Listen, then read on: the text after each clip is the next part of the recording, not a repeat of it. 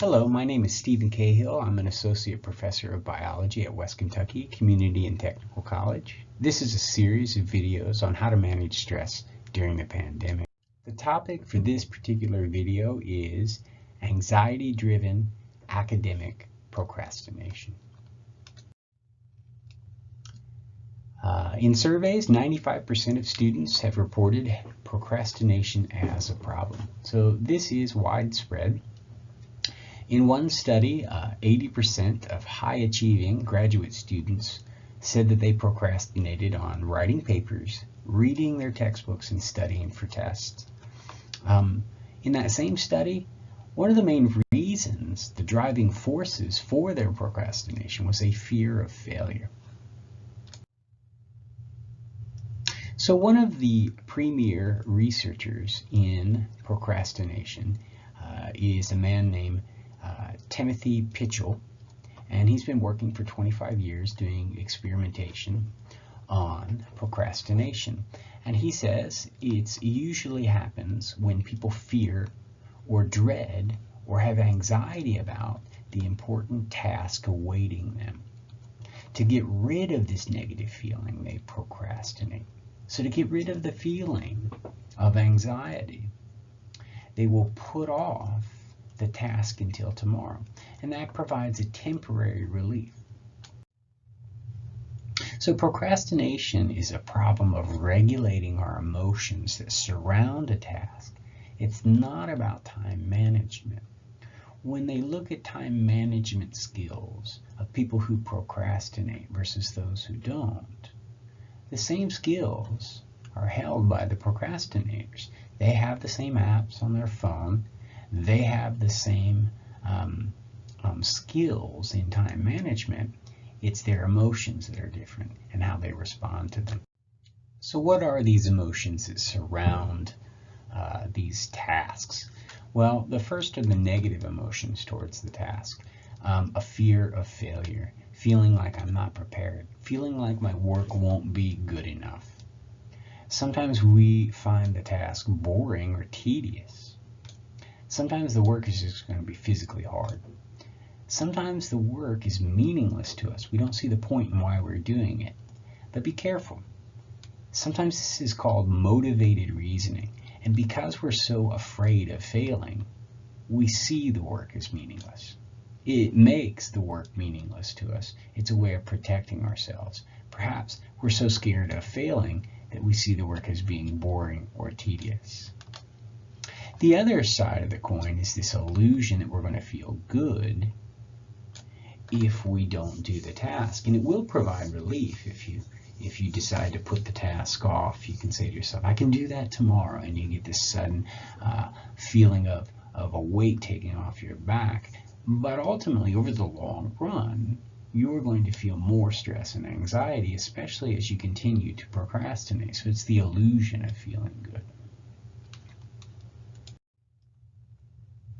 So the bad news is that anxiety and procrastination can be a positive feedback loop. Let's take a look at that positive feedback loop. So anxiety will cause you to put off a task. And as the deadline gets closer and closer, your anxiety will rise. And that will prevent you from doing the task even more so. So you can see this is a positive feedback loop that builds on itself. But the reverse is also true. The good news is that overcoming one bout of procrastination makes it easier to do that again the next time. So with discipline and practice, you can have an ever-increasing success at not procrastinating. This can be an upward spiral or a downward spiral. So if procrastination is about negative feelings towards a task and a fear of failure, and instant gratification, what are some of the things we can do to fix it? The first thing that we can do is to forgive ourselves. So these aren't just kind words. When we forgive ourselves for procrastinating in the past, it can alleviate some of the guilt that's preventing us from doing the task to begin with. So we first say to ourselves that procrastination is common. Lots of people do it. But there's no need for me to continue to do it. Let go of the past and move forward. Another thing we can do is imagine our future self in concrete terms. Visualize ourselves in the future. When we put off a task, we're really putting it off to ourselves in the future. But we're not going to be any more prepared or willing to do the task tomorrow than we are today. We may feel less like doing the task. We may be less prepared with less time. So we need to visualize ourselves being done with this task and the comfort that comes with finishing that task and doing it well, versus scrambling at the last minute and the stress that comes with that last minute preparation. One exercise you can do when you're procrastinating is to ask yourself these 3 questions. What's the worst thing that can happen?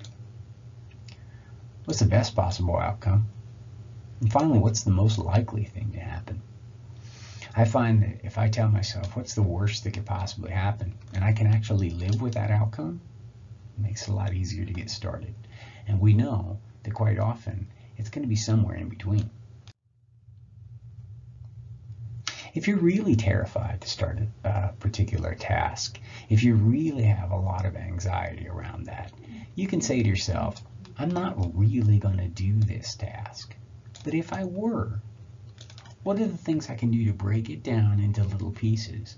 What would my first step be? And then do that first step. Just get started. Just do that first step. And once you start that first step, regardless of how you feel, you don't need to be in the right mood. You don't need to be completely prepared to do it. Just take that first step and motivation will follow. Let's compare goal setting with something called implementation intervention. So what we want to do is, instead of making really vague goals, we want to do something called this: implementation intervention. Let's compare 2 different statements. The first statement is, I'm going to study tonight for sure. Well, this is a vague goal. A better statement might be, at 8:30, after my son is in bed, I will read section 2.7 of my textbook and do the questions at the end of that section. I'm doing this to score better on my next test. So what we've done is we said, in situation X, we will do behavior Y to meet goal Z. So this is the situation X, the time and place that I'm going to do this. And see, we've added some details too. We've not just said the time or the date on the calendar. We've also thought about what are the events that are going to be taking place in my life, making this concrete, a real thing that we're going to do. I'm going to be putting my son to bed, and then I'm going to have this time devoted to this task. And then just exactly how much am I going to do? And what kind of things am I going to do? How many pages will I read? And which questions will I answer? And then Z is my sub-goal. My sub-goal is to do better on the next test. And then my overall goal may be to find a successful career when I complete college, right? So situation X, behavior Y to meet goal Z.